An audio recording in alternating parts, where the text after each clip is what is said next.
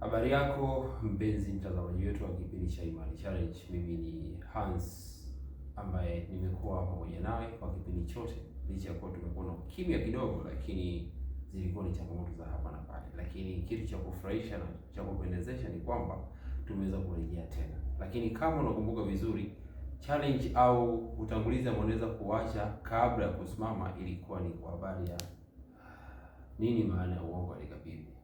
Lakini leo tutakwenda kuangalia vizuri kabisa kuhusiana na nini maana ya uongo katika Biblia. Yes.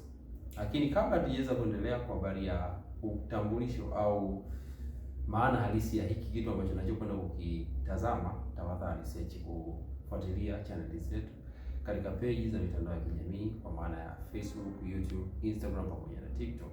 Instagram, YouTube pamoja na TikTok natumia jina moja, I am Hans_85, lakini Facebook ni Hans Hilary. Basi acha moja kwa moja tuweze kwenda katika ufafanuzi wa challenge yetu ambayo tuliweza kuanza nayo.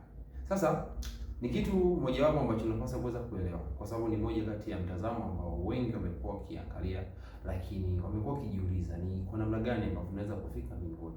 Lakini moja kati ya hofu ambao watu wameweza kuijenga katika mitazamo hiyo ni kwa habari ya uongo, kwa sababu Mungu amekataa uongo. Sasa tunapaswa kuweza kujua, je, ni uongo gani ambao Mungu ameweza kukataza? Sawa, kwa hiyo acha moja kwa moja tuweze kuangalia kuhusiana na hichi kitu. Katika kitabu cha Mithali sura ya 30 mstari wa 6, Biblia inasema kwamba usiongeze neno katika maneno yake, asije kuona mwongo akakulaumu.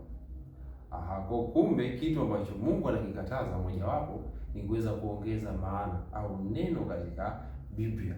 Hiyo tayari unakuwa umeenda kinyume, kwa maana unasema uongo. Kwa mfano mdogo, kwa habari ya kuongeza neno katika Biblia.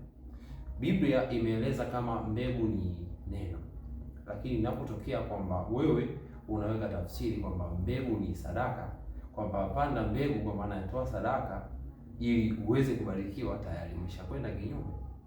Hiyo ni kitu ambacho tayari umeshakosea. Lakini hakuishia hapo.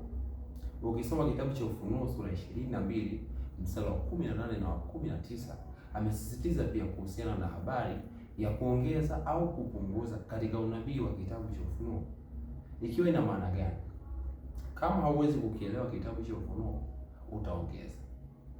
Na kama hauwezi kukielewa afu bado unakifundisha, inamaanisha nini? Lazima utapunguza. Kuna baadhi ya vitu utaweza kuvipunguza.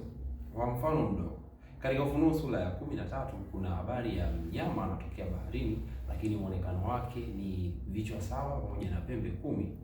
Lakini kama usipoweza kuelewa kwa habari ya vichwa 7, hauwezi kuweza kuitafsiri vyema hiyo Biblia. Lakini kama utaweza kuelewa pia kwa habari ya bahari, pia itakuwa ni tofauti. Utatafsiri kwa mawazo yako mwenyewe.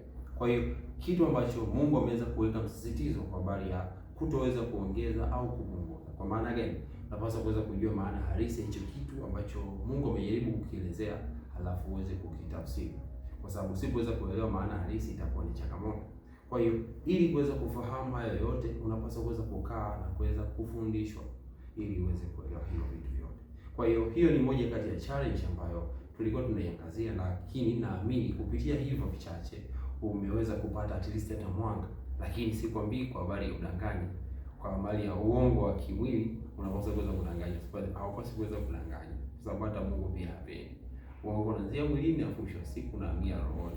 Kwa kama umejijengea mazingira kwamba mimi ni muongo katika jinsi ya kimwili, basi hata katika jinsi ya roho pia kuna hatari kubwa ya kuwa upo katika mazingira hayo hayo. Kwa hiyo kwa pamoja unapaswa kuweza kuwa mwaminifu katika engo zote, kwa maana katika jinsi ya mwili, lakini katika jinsi ya roho.